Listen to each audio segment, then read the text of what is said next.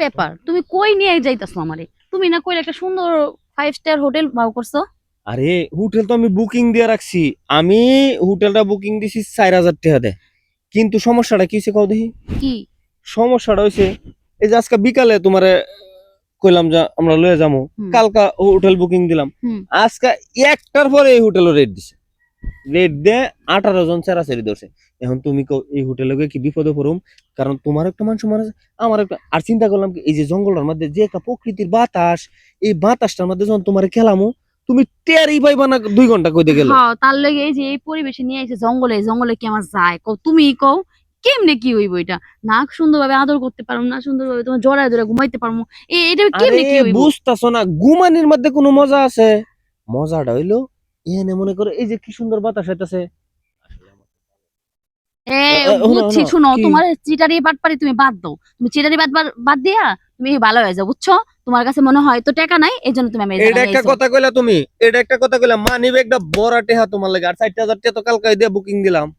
তাহলে তোমার কি? লাগে তো আমার যদি কও কলিজাটা হাতটা হাতটা যদি কও খুললে বেচে লাইবার লাগে, এটা তো আমার কোনো সমস্যা নাই। আমার তো শুধু তোমার দরকার, তুমি এই জিনিসটা বুঝো না।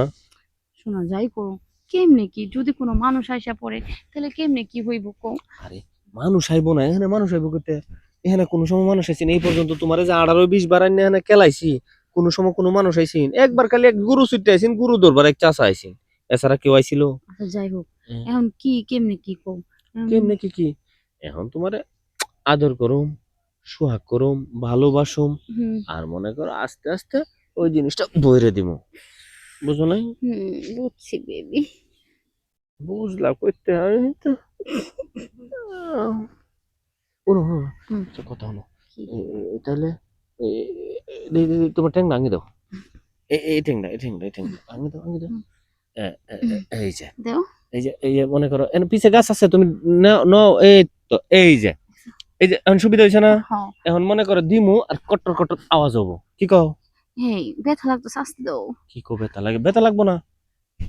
ব্যথা লাগছে তো, আস্তে দাও। আহ, খারাও বেশি তুমি দেওয়া তো যাব না, কোমরের জোর হারায় যাবো পরে, বুঝছো? ইরে, শোনো, আর হ্যাঁ। নেক্সট তুমি এই জায়গায় এই জঙ্গলে মঙ্গলে নিয়ে আসবে না। না, আহ, জঙ্গলের আমু না।